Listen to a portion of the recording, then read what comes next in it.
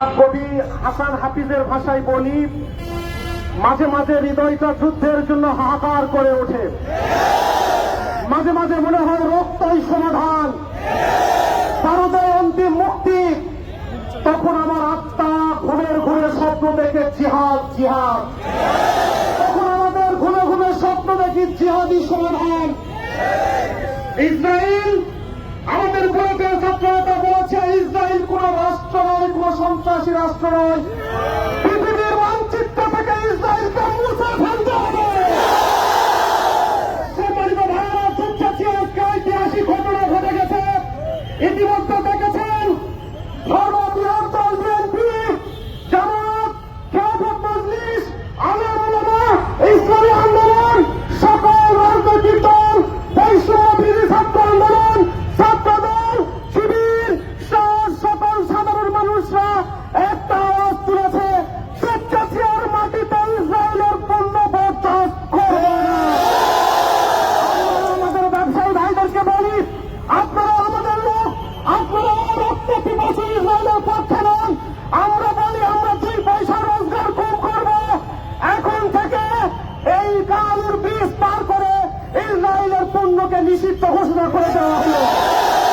যেখানে ইসরায়েলের পণ্য পাওয়া হবে সেখানেই ভাঙচুর করা হবে। ইসরায়েল আন্তর্জাতিক সকল আইন লঙ্ঘন করেছে, ইসরায়েল শিশুদের হত্যা করেছে, যুদ্ধ আইনকে লঙ্ঘন করেছে। ইসরায়েলের সাথে আর কোন আইন মানা হবে না। যুদ্ধ না থামলে ইসরায়েলের সকল আন্দাজিতে আক্রমণ করা হবে। ইসরায়েলের দোষর আমেরিকার সাথে আইন যে খেলা হবে না। যারা আইনের ভাষা বোঝে না, গণতন্ত্রের ভাষা বোঝে না, আমাদের গণতন্ত্রের সনদ চাই, মানবতার সনদ চাই, আর আমাদের শিশুদের হত্যা করে তাদের সাথে কোনো বন্ধুত্ব হবে না, তাদের সাথে কোনো আইনের কথা চলবে না। ভাইরা, আপনারা কি যুদ্ধের জন্য প্রস্তুত?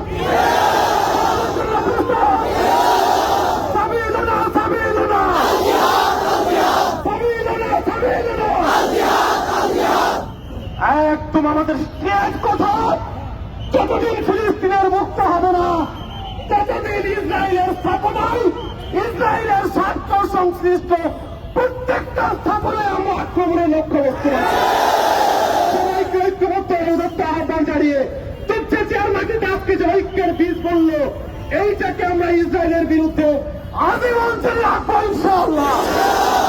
অসংখ্য ধন্যবাদ। আল্লাহ